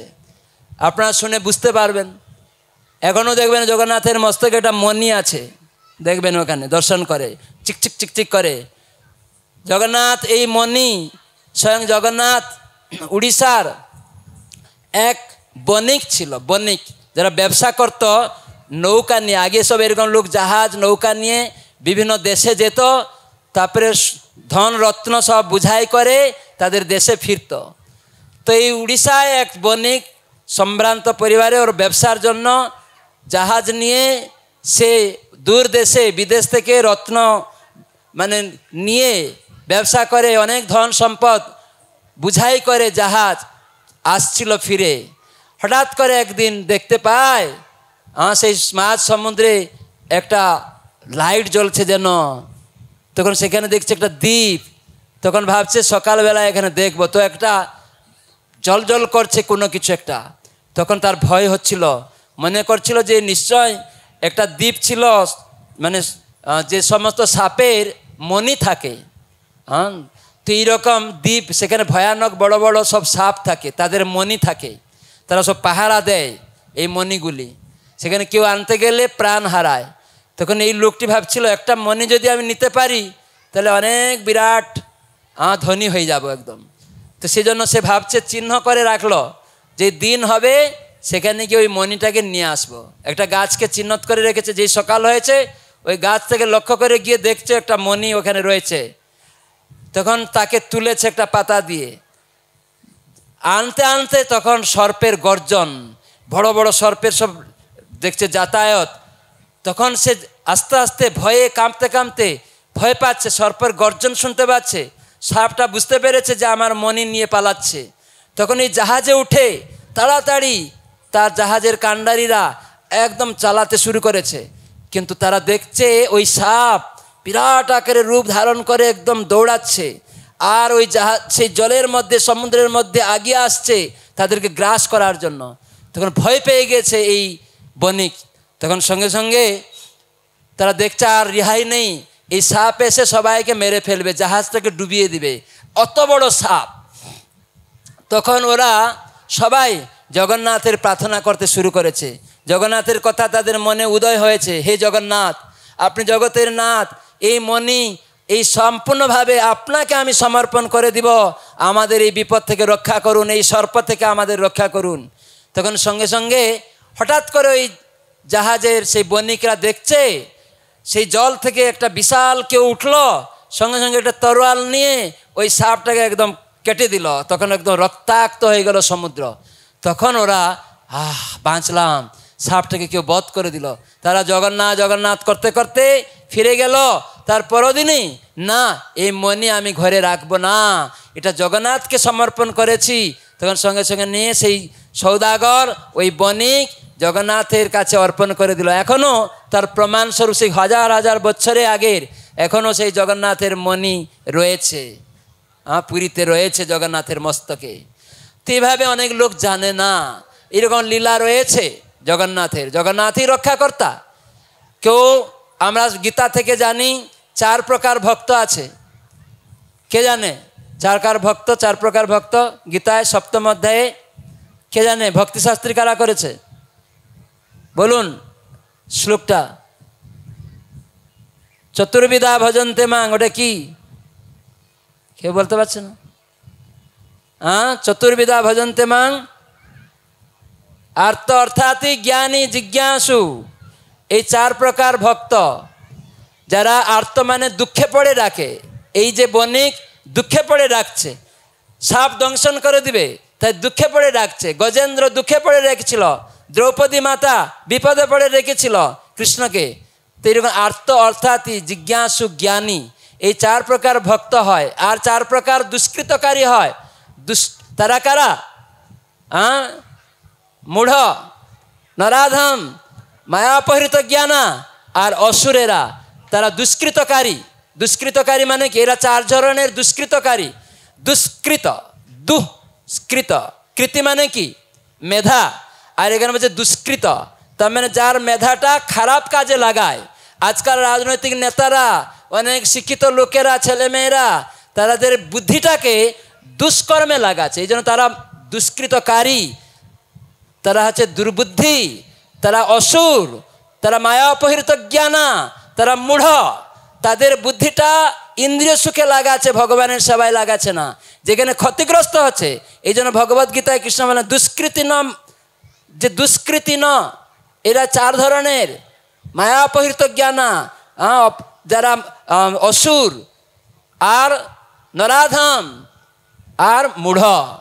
এই 4 ধরনের লোক যারা মনে করছে কর্ম করে তার ফল ভোগ করতে চায়, তারা মূঢ়। যে কাজ করব তার ফল ভোগ করব, তাদেরকে বলে মূর্খ, মূঢ়। তারা দুষ্কৃতকারী, জানে না এই যে চাষ করছেন এর ফলের ভোক্তা আপনি নন। এই জন্য তারা মূঢ়, দুষ্কৃতকারী। এই জন্য অনেকে ভগবানের আরাধনা করতে পারে না, ভগবানের জন্য এরা পারবে না। কিন্তু প্রভুপাদ এই সব ধরনের ব্যক্তিদেরও, নাস্তিকদেরও, অসুরদেরও ভক্ত বানিয়ে দিয়েছেন। ভগবান বলছেন হবে না, কিন্তু ভগবান বলছেন আমার ভক্ত যদি কিছু চায় সেখানে আমাকে পূরণ করতে হবে। এই জন্য ভগবান বলেছিলেন অর্জুনকে, তুমি বলো নমে ভক্ত প্রণশ্যতি, তোমার মুখে বলো। কেন না? তুমি যদি বলবে তাহলে আমাকে রক্ষা করতে হবে, আর আমি যদি বলি সেখানে আমি ভঙ্গ করে ফেলি। তো সেই জন্য ভক্ত যদি কিছু বলে, তাই জন্য প্রভুপাদ চাইলেন যে মহাপ্রভু এসেছিলেন ভক্তভাবে, যে পৃথিবীর সর্বত্র আমার নাম হবে প্রচার। দুষ্কৃতকারী, মূঢ়, মায়াপৃত জ্ঞানা ব্যক্তিরাও মহাপ্রভু যেহেতু ভক্তভাব অঙ্গীকার করে বলেছেন এইগুলি গ্রহণ করবে, বিশ্বের মানুষ হরিনাম করবে, তাই প্রভুপাদ তার সেনাপতি ভক্ত, তিনি বলেন আমার সেনাপতি ভক্ত দূর দেশে যাবে, এই সব ব্যক্তিদেরও ভগবত ভক্তে পরিণত করবে। তাই আজ ইস্কনের প্রচারের মাধ্যমে সব দেশের লোক ভক্ত হচ্ছে। তো এই জন্য এই তালিচা মহাপাত্র কিভাবে ভগবানের সেবা করলেন, আর তিনি ভগবানের সেবক রূপে ভগবানের প্রার্থনা করলেন। এই বণিক আর্তে মানে দুঃখে পড়ে ভগবানকে ডেকে, তাই ভগবান রক্ষা করলেন। আর সেই ফলটা, যে মণিটা জগন্নাথকেই দিয়ে দিলেন, নিজে ভোগ করলেন না। তো সেজন্য আমরা ভোক্তা নই। আপনারা শাক সবজি ফল মূল যা কিছু টাকা পয়সা ব্যবসা সব জগন্নাথের জন্য করুন। রান্না করবেন, ভগবানকে ভোগ লাগিয়ে খাবেন প্রসাদ। কেন আপনি মালিক নন, আপনার যে বাড়িটা জগন্নাথের, কৃষ্ণের, এই জন্য নিজের বাড়িতে ঠাকুর ঘর থাকা উচিত। আপনার পালংটা 5 লাখ টাকা দিয়ে 2 লাখ টাকা দিয়ে বানিয়েছেন, আর ঠাকুর নেই সেখানে, আপনি নিজেকে মালিক সেজেছেন। এই মাটিটা, জলটা, আকাশটা, আগুনটা, বায়ুটা এসব কার? এই দিয়ে তো আপনি ঘর বানিয়েছেন, এই ভগবানের সম্পত্তি চুরি করেছেন। তাই আপনার দুঃখ, এগুলি পেয়েও আপনি সুখী হতে পারবেন না। আবার ভগবান এই বাড়িটা নিয়ে নেবে ভূমিকম্প দিয়ে, এই সুন্দর চেহারা, ব্রাহ্মণ বংশে জন্ম, আপনাকে একটা রোগ দিয়ে দিবে, খোড়া করে দিবে, অন্ধ করে দিবে। তখন কি হবে? অহংকার চূর্ণ হয়ে যাবে।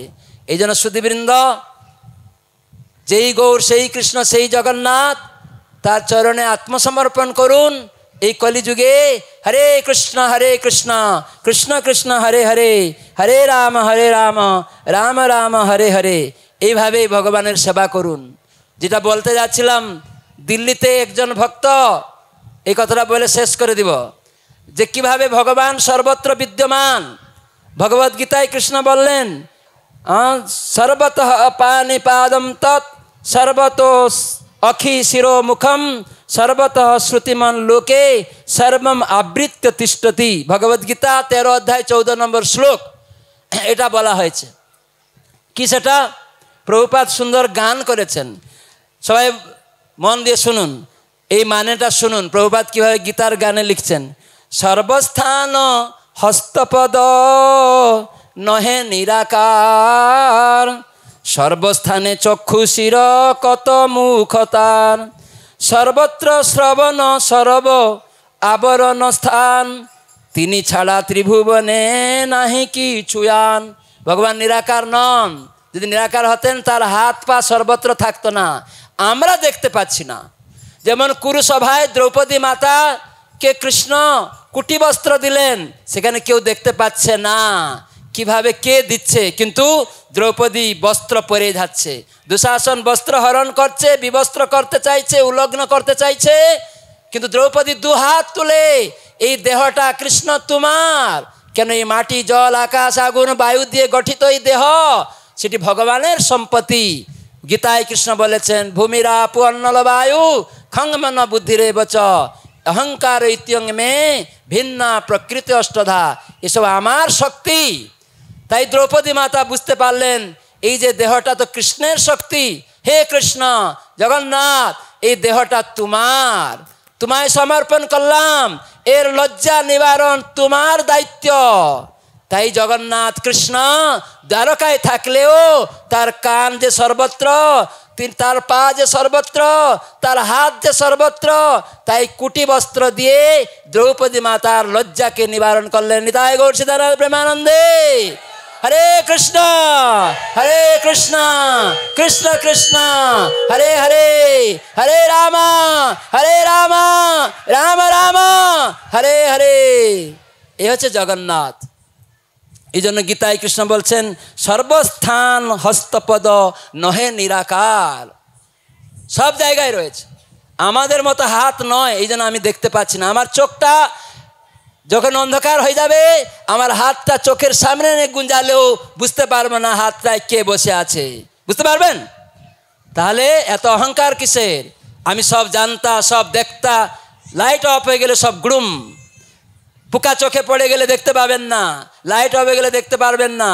তো সেই জন্য সাধু সাবধান, মনুষ্য জীবনে এই উপলব্ধি করা দরকার। তো সেই জন্য এখানে বলা হয়েছে, ভগবান সর্বত্র, তার চোখ আছে, সব দেখছে। আপনি কি গোপনে করছেন?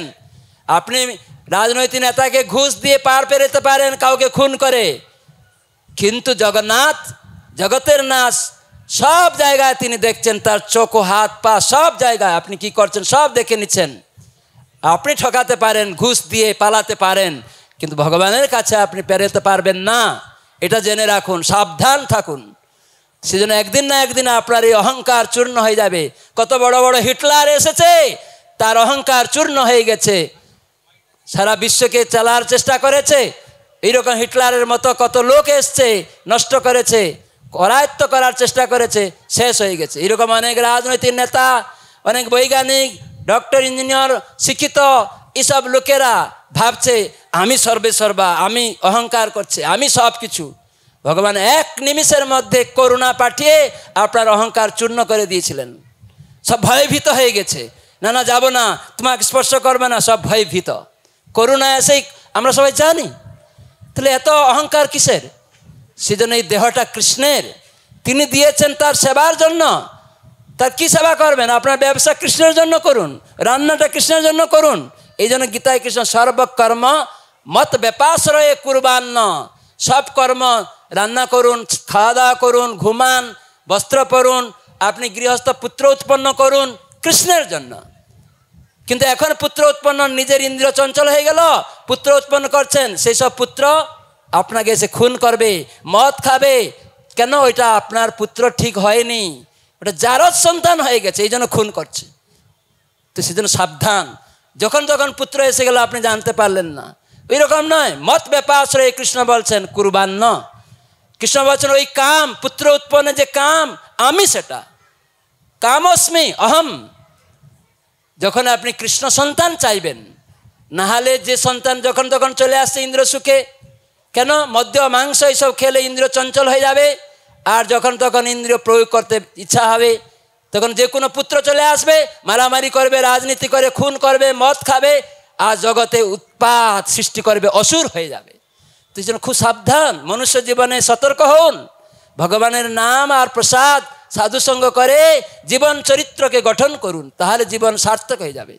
তো এই পরমেশটি নবাব, দিল্লির নবাবেরও কাপড় সেলাই করতো, দর্জি ছিল, দিল্লিতে থাকতো, জগন্নাথের ভক্ত, গরিব লোক, দেখতে সুন্দর নয়, পিঠে একটা কুজা, কিন্তু তার স্ত্রী ছিল সুদর্শনা, দেখতে সুন্দর, কিন্তু স্ত্রী সুন্দরী হলেও অহংকার ছিল না, আমার স্বামী দেখতে অসুন্দর। আজকাল মেয়েরা যদি বিবাহ হয়ে গেল, কোনো দেখলো স্বামীটা কিছু হয়ে গেছে, তখন তাকে ত্যাগ করে অন্য পুরুষের কাছে চলে যাচ্ছে। এটা বেশ্যাবৃত্তি, এটা ধর্ম নয়। কিন্তু সেই সুদর্শনা নারী, পরমেশটি দেখতে সুন্দর নয়, বাবা যেহেতু বিয়ে দিয়ে দিয়েছে পরমেশটির সাথে, দর্জির সাথে, বাবা হয়তো ধনী ছিল, কোটিপতি ছিল, কিন্তু বিয়ে দিয়েছিল এক গরিব দর্জির কাছে, তাই মেয়ে মেনে নিয়েছে। এরকমই হবে সহধর্মিণী। আমরা বাবা দিয়েছে বিবাহ। আমরা ভাগবতে দেখি সেই মনুর পুত্র, মনুর কন্যা দেবহূতি মাতাকে কর্দমমুনি, একটা সাধু, জঙ্গলে থাকে, ফলমূল খেয়ে থাকে কুটিরে, রাজকন্যাকে বিবাহ দিচ্ছেন, আর সেখানে মেনে নিলেন, আর সেই স্বামীর সেবা করতে লাগলেন। তো এইরকমই মহিলারা সত্যি হলে জগতে মঙ্গল হবে। তো সেই জন্য আমাদের বিবাহ ভালোবাসা ফেসবুকে নয়, এতে কি হবে? এই কামে দ্বারা আপনি সুইসাইড করবেন, বারবার এই জগতে আপনার এরকম হবে। সেজন্য দয়া করে এরকম বিবাহ করবেন না, ফেসবুকের দ্বারা বা এরকম ভালোবাসার দ্বারা, এরকম নয়। বিবাহটা সম্বন্ধ স্থাপন করুন, জানুন সেই ছেলে সেই মেয়ে সম্বন্ধে, তারপরে বিবাহ জীবন যাপন। তো এই পরমেশটি তার স্ত্রী, যেহেতু তার বাবা দেখেছে এই ছেলেটা ভক্ত জগন্নাথের, আমার মেয়ে সুন্দরী হলেও প্রকৃত সুন্দর এই চেহারা দেখে নয়, হৃদয় দেখতে হবে। বাইরের সুন্দর, ভিতরে কালো, তাই আপনাকে সুইসাইড করতে হবে একদিন। দেখলেন এই মেয়েটা সুন্দরী, বিয়ে করে নিলেন, ভিতরটা কালো। আর দেখলেন এই ছেলেটা সুন্দর, ভিতরটা কালো। অনেক ছেলে মেয়ে কান্না করে, এখন এসে ভালোবাসা করে বিয়ে করে, এখন কান্না করে। কত ভক্ত বা কত ছেলে মেয়েরা এসে আমাদের কাছে বলে, মহারাজ আমার মেয়েকে রাখতে পারলাম না, সুইসাইড করে দিল। এরকম একটা লুফর সুন্দর ছেলে, কিন্তু ভিতরেটা কালো, তার কাছে বিয়ে করলো জোর করে, বাবা মা কথা শুনলো না। এই জন্য সম্বন্ধ বাবা মা দেখবে, বিচার করবে, তার চরিত্র দেখবে, হ্যাঁ, তো কি খাবার দাবার আছে এইসব দেখবে না। সুখী টাকা পয়সা থাকলে সুখ হবে না। অনেকের তো কোটিপটি টাকা পয়সা আছে, ঘুমাতে পারে না, খেতে পারে না, তাহলে টাকা পয়সা কি সুখ? সুন্দর ঘর বাড়ি গাড়ি আছে, সেটা কি সুখ? শুতে পারছে না, তাহলে কি লাভ হলো? কিন্তু অনেকে দেখবেন ভিখারি, টাকা পয়সা নেই, কিন্তু দিব্যি সুন্দর আরামে ঘুমাচ্ছে ফুটপাতে। কেউ ভক্ত, কিছু নেই, তবুও সে আরাম করছে কৃষ্ণকে নিয়ে। তো সেজন্য আমাদের বিচার করতে হবে। তো এই পরমেশটি জগন্নাথের ভক্ত হেতু সে সবসময় জগন্নাথের চিন্তা করে। আর রাজা, দিল্লির নবাব এক সময় তাকে বস্ত্র সেলাই করতে দেয়, কেন? তার সেলাইটা খুব নিপুণ ছিল। তো একদিন রাজা কি করেছে, পরমেশটির কাছে সিল্ক এমব্রয়ডারিং, মানে কি বলে, মণি মুক্তা দিয়ে খচিত এমব্রয়ডারিং করা সিল্কের রেশমের কাপড়ের উপরে কুল বালিশ বানানোর জন্য পাঠিয়েছে দুটো সেবক নিয়ে দিয়ে এসছে, যে রাজা দিয়েছেন বালিশ বানিয়ে দাও, সূক্ষ্ম সেলাই হবে, তোমার হাতের সেলাই খুব নাম, দিল্লিতে তোমার নাম করে, রাজাও তোমাকে পছন্দ করেছেন, তুমি অনেক কোট বানিয়েছ, পোশাক বানিয়েছ, আজ ওনার কোল বালিশ করে দিতে হবে। তো দর্জি পরমেষ্টি বলছে ঠিক আছে 1 মাস টাইম দিতে হবে। তো দর্জি সেলাই করতে করতে যেই দিন পূরণ হয়ে গেছে ওই দিন দর্জি শুনছে আজকে রথযাত্রা, সকালবেলা লোকমুখে শুনতে পেল আজকে রথযাত্রা। তখন সঙ্গে সঙ্গে তার মন ভরে গেল, জয় জগন্নাথ করতে করতে চিন্তা করতে করতে ধ্যানস্থ হয়ে গেল। আর দেখতে লাগলো ধ্যানের মাধ্যমে যে জগন্নাথ পহণ্ডি বিজে হচ্ছে, জগন্নাথকে তার রত্ন সিংহাসন থেকে তার কোমরে দৌড়ি বেঁধে পাণ্ডারা তাকে নিয়ে আসছে। আর জগন্নাথ মদমত্ত হয়ে তার গোপবেশে তিনি আসছেন, বৃন্দাবনে যাবেন। গোপীগণ রাধারানী তারা বিরহ অনুভব করছেন, তার সেই রকম পাগলা হয়ে গেছেন, আমার ভক্তরা এত আমাকে ভালোবাসে, আমি যাব, তাড়াতাড়ি যাব, বেরিয়ে আসছেন। আর পাণ্ডারা নিয়ে আসছে, মাঝে মাঝে তাকে তুলতে পারে না, কাছি দিয়ে দৌড়ি দিয়ে বেঁধে এনে আবার এক একটা যে তুলু দিয়ে বালিশ তৈরি করা আছে তার উপরে বসিয়ে দিচ্ছে, আর ফেটে যাচ্ছে, আবার বসাচ্ছে আর একটা বালিশে, আবার ফেটে যাচ্ছে। এইরকম মন্দির থেকে আস্তে আস্তে রথ পর্যন্ত, রথে যাওয়ার আগে পর্যন্ত সব বালিশ শেষ, আর একটা বালিশ লাগবে। তখন পরমেষ্টি দিল্লিতে ধ্যানে দেখছে জগন্নাথের এই লীলাটা, পহণ্ডি বিজে, পাণ্ডু বিজয় দর্শন করছে। তখন দেখছে জগন্নাথের আর একটা বালিশ লাগবে। তখন দেখছে আমার কাছে তো 2টা রাজার বালিশ আছে, মানসে একটা বালিশ তুলে নিয়েছে, হে জগন্নাথ আপনার আর একটা বালিশ লাগবে, দয়া করে এটা নিন। সঙ্গে সঙ্গে ওরা হাত থেকে অন্তর্ধ্যান হয়ে গেছে, ধ্যান ভঙ্গ হয়ে গেল। সঙ্গে সঙ্গে দেখছে একটা বালিশ আর একটা বালিশ নেই, জয় জগন্নাথ স্বামী কি। সঙ্গে সঙ্গে রাজার চাকর এসে পৌঁছে গেছে, পরমেষ্টি বালিশ দাও 2টা। বলে জগন্নাথ নিয়ে নিয়েছেন, একটা বালিশ নিয়ে যাও। না, জগন্নাথ নিয়ে নিল, মূর্খ কাঠ, জগন্নাথ কোথায় পুরী, আর এখান থেকে তার হাত বড় নাকি? বলছে হ্যাঁ জানো না, মহাবাহু জগন্নাথ, জগতের নাথ। জগতের নাথ মানে তার এখানকারও না, তার হাত এখানেও আছে, তাই উনি নিয়ে নিয়েছেন। আরে রাজা এটা মানবে না, তুমি যাই আমাকে বুঝাও। বলে ঠিক আছে রাজাকে আমার কথা বলো। রাজা শুনেই তর্জন গর্জন করে এসেছে, সব সৈনিক নিয়ে এসছে। বলছে পরমেষ্টি ভালো করে বলো এই বালিশ কি হলো, একটা পাঠিয়েছ। বলে জগন্নাথ নিয়ে নিয়েছেন। মূর্খ, কোথায় সেই কাঠের বিগ্রহ, কোথায় সেই পুরী, আর জগন্নাথ নিয়ে নিল, তার হাত কত বড়, তোমাকে দেখাচ্ছে মজা, কত বড় হাত, তোমাকে উদ্ধার করুক। তখন তার সৈনিক দিয়ে হাত পা বেঁধে অন্ধকার কারাগারে একদম নিক্ষেপ করে, সব লক করে রাজা নিজে দরবারে নিয়ে চলে গেলেন। তখন পরমেষ্টি ভক্ত যে, তাকে হাত পা বাঁধুন, তাকে গালি দিন, তাকে ভালো না বাসুন, অসম্মান করুন, সে এলো, তাকে হয়তো সম্মান কেউ করলো না। যে ভক্ত এটা আকাঙ্ক্ষা করে না। এক ভক্ত আমাকে লিখছে ভক্তদের অসম্মান করা হচ্ছে। আরে ভক্ত যে, সে অসম্মান সম্মান সে চিন্তা করে না, সে তো নিজে ভাবছে আমাকে সম্মান করা হলো না, এরকম হয়তো ভাবতে পারে, বা অন্য ভক্তকে হয়তো হয়েছে, সেটা খারাপ, ভক্তকে অসম্মান করা উচিত না। কিন্তু যে ভক্ত সে সম্মান চায় না, যেমন পরমেষ্টিকে গালাগালি করছে, মারছে, কারাগারে ঢুকিয়ে দিয়েছে, তাও জয় জগন্নাথ, সেবা বন্ধ করছে না, মুখে হাত পা বেঁধে দিয়েছ, কি হয়েছে, হরিনাম ছাড়ছে না। জগন্নাথ স্বামী নয়ন পথগামী বলে জয় জগন্নাথ করে হাত পা বাঁধা থাকলেও কীর্তন করতে আছে। আর জগন্নাথ রাত্রিবেলা ওই কারাগারে আবির্ভূত হলেন, ঝুনঝুন শব্দ, লাইট জ্বলে গেল, পরমেষ্টিকে যে স্পর্শ করেছেন অমনি পরমেষ্টির সেই যে হাত পা বাঁধা খুলে গেল। পরমেষ্টির যে অসুন্দর ছিল, সুন্দর ছিল না, কুজা ছিল, একদম নবযৌবন রাজপুত্র হয়ে গেল সঙ্গে সঙ্গে। আর দাঁড়িয়ে জগন্নাথের সামনে নৃত্য করতে শুরু করেছে। জগন্নাথ বলছেন পরমেষ্টি তোমার কিসের ভয়, এই রাজাকে তার রাজ্য প্রদান আমি করেছি, আমার জন্য ও নবাব হয়েছে, বেটা আমার জিনিস আমাকে তুমি দিয়েছ, আমি ভোক্তা, আমি মালিক, একে আমি মজা দেখাচ্ছি। তখন পরমেষ্টিকে আশ্বাস দিয়ে জগন্নাথ সেই রাজ দরবারে গিয়ে উপস্থিত, দিল্লি নবাবের রাজ দরবারে গিয়ে চাবুক নিয়ে একদম পিটাচ্ছেন। আর তখন রাজা আহ আহ আহ করে গড়াগড়ি যাচ্ছে। রাজা যখন ভাবছেন যে নিছক স্বপ্ন দেখছি নাকি, যখন দেখছেন সত্যিকারে তার রক্তাক্ত কলেবর, একদম গা জ্বলছে, দাও দাও করে একদম কষ্ট পাচ্ছে, ব্যথা। জগন্নাথ তখন বলেছিলেন মূর্খ, তোমায় আমি এই রাজধানী দিয়েছি, তোমাকে এই পদ দিয়েছি নবাবের, এই সমস্ত জগতের আমি ভোক্তা, আমি মালিক। এখানে মাটি, জল, আকাশ, আগুন যা দেখছো সব আমার সম্পত্তি, আর তুমি নিজেকে ভোক্তা ভাবছ। এই পরমেশটি আমার একটি বালিশ লাগছিল, আমি তার উপরে রথে আসবো বসে, তাই ও আমাকে সমর্পণ করেছিল। ভাবগ্রাহী জনার্দন আমি, সে ভাবছিল ধ্যানে, কিন্তু আমি নিয়ে নিয়েছি সত্যিকারে।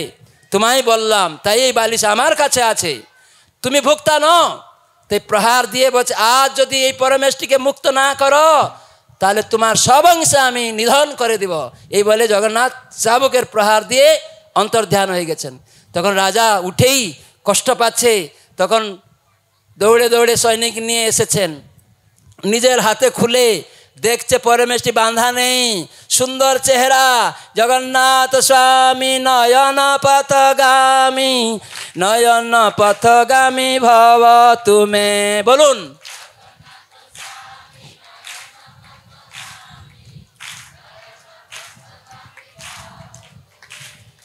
হরে কৃষ্ণ কৃষ্ণ কৃষ্ণ হরে হরে, হরে রাম রাম রাম হরে হরে।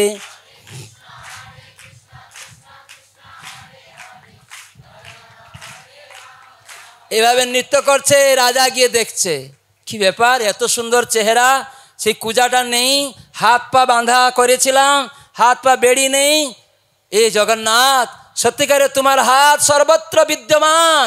এই বলে পরমেশটির পায়ে ধরে একদম কান্না করতে শুরু করেছে রাজা। বলছে, পরমেশটি আমায় ক্ষমা করো, আমি তোমায় এত শাস্তি দিলাম, সেই আল্লাহ জগন্নাথ তোমার চরণে আমি অপরাধ করেছি। তখন সেই রাজা পরমেশটিকে হাতির উপরে বসিয়ে সারা দিল্লিতে ঘুরিয়ে অভিষেক করিয়ে, তুমি আজ থেকে আমার গুরু, তোমার রাজগুরু, তোমার শাসন আমি মানব বলে পরমেশটির সেবা করতে লাগে। নিতাই গৌর সীতানাথ প্রেমানন্দে, হরি হরি বল। তাই জগন্নাথের হাত পা কান চোখ সর্বত্র বিদ্যমান, কেউ ভুল করবেন না। যে কোনো কিছু করছেন ভাবলেন আমি ফাঁকি দিয়ে দিব, আপনি ফাঁকি দিতে পারেন আপনার মনকে, ভগবানকে নয়, আল্লাহকে নয়, গডকে নয়। এই জন্য সাবধান। সেই জন্য ভগবানের নাম করে হৃদয়কে পবিত্র করুন, সাধুসঙ্গ করে ভগবত প্রসাদ সেবা করে হৃদয়ের মার্জন করে জানুন, এই দেহ আমি নয়, আমি মহিলা নয়, সুন্দর সুন্দরী নয়, হিন্দু মুসলিম খ্রিস্টান নয়, ডক্টর ইঞ্জিনিয়ার বৈজ্ঞানিক নয়, এই দেহের মধ্যে আমি আত্মা। এই জন্য আমি আত্মা, আমার দেহ, আমার হাত, আমার পা, আমার মাথা, তাহলে আমি কে?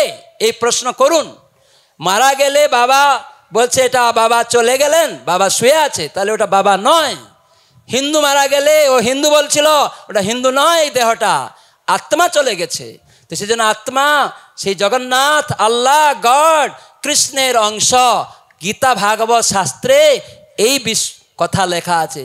এটা বিজ্ঞান, সায়েন্স, প্র্যাকটিক্যাল কথা রয়েছে। সেজন্য আপনারা আসুন, জগন্নাথের সেবা করুন, প্রতিদিন আসুন এখানে, জগন্নাথের প্রসাদ নেবেন সর্বশেষে হরিকথা শুনে, আর জগন্নাথের সেবা করুন।